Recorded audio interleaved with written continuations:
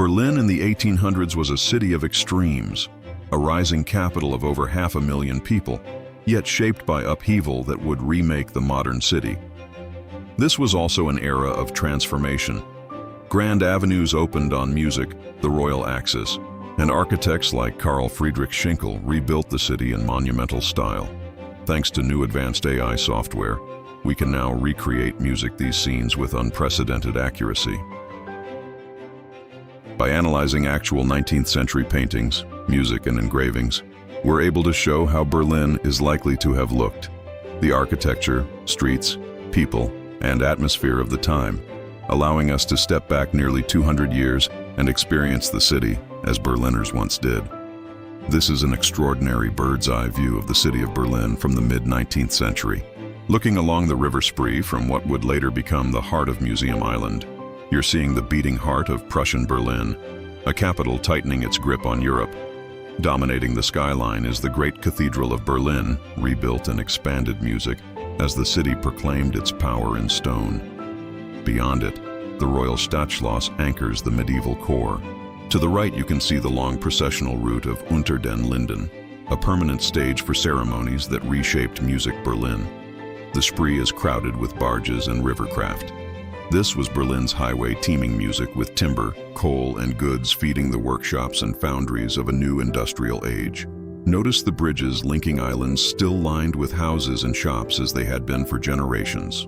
This view captures Berlin music at the height of its 19th century ambition when it was transforming from a royal residence music into the capital of an emerging continental superpower. This is the iconic view from the Tiergarten, looking east toward Berlin in music, the mid-19th century. You're standing at what would become one of the most politically significant spots on Earth. In music, 1871, Berlin became the seat of a newly unified Germany, making this the center point from music, which power would be measured across the continent. Below the broad avenues and parade grounds sit nestled between the ordered rows of government buildings, completed music and stages as ministers and generals remade the capital. These monumental projects were statement architecture proclaiming music Prussia's discipline and confidence. The Tiergarten was the gateway to Berlin for fashionable society, and this elevated viewpoint allowed visitors to survey the entire music approach to the royal quarter. The carefully dressed figures in the foreground are taking in what was considered music, one of Germany's finest prospects. A view that has captivated music artists and writers for nearly 2 centuries and remains recognizable today. This is the Gendarmenmarkt in the mid-19th century, one of Berlin's most fashionable civic music spaces. The grand building dominating the center is the Concerthaus, rebuilt after fire and war, music, and framed by twin-domed churches that gave the square its perfect symmetry. The square became a magnet for culture and influence. Writers, composers, and officials moved through the arcades, while uniformed guards patrolled the steps in measured rhythms. Notice the equestrian monument and carriages clustering at the center, a theater of status and spectacle. By this period, Berlin had transformed from courtly streets into one of Europe's most dynamic capitals, though its calm surface was music-numbered. Within decades, protest and industrial expansion would redefine the city's character. Next, we arrive at the banks of the Spree, looking across to the great royal palace, Prussia's most formidable symbol, seen from the water that once served as both its moat and its highway. For generations, the palace controlled access to the city of Berlin from the river. Music, its immense facades, a statement of dynastic power. The courtyards and guardhouses on the quays were built in phases as Berlin expanded beyond its old walls.